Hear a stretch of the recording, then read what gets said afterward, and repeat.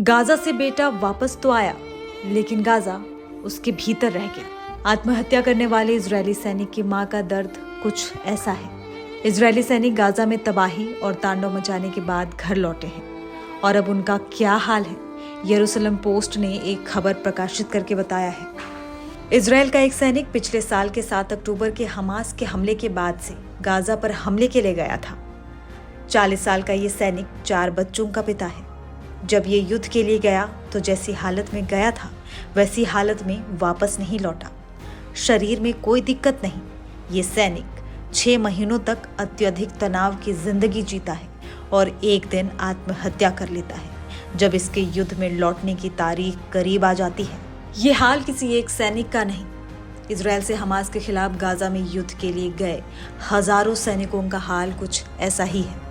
अब जब उत्तरी सीमा पर भी तनाव बरकरार है, ऐसे में कई सैनिक मानसिक रूप से स्वस्थ रहने की कोशिश करते मिल रहे हैं। ये सभी अत्यंत तनाव का जीवन जी रहे हैं। जनवरी में एक रिपोर्ट आई थी जिसमें बताया गया था कि 1600 आईडीएफ सैनिक PTSD यानी पोस्ट ट्रॉमेटिक स्ट्रेस डिसऑर्डर की बीमारी से पीड़ित है।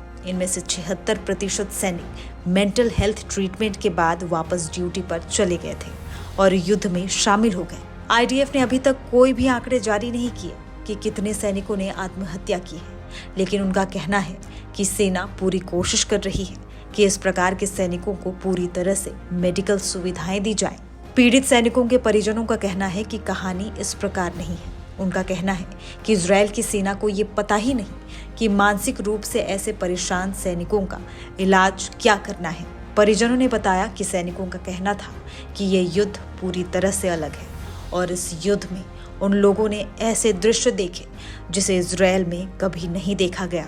ऐसी भयावह स्थिति से वापस सामान्य जिंदगी जीने लगे सैनिकों को अब डर लग रहा है कि उन्हें वापस युद्ध में भेजा जा सकता है, क्योंकि अब युद्ध का विस्तार होता जा रहा है।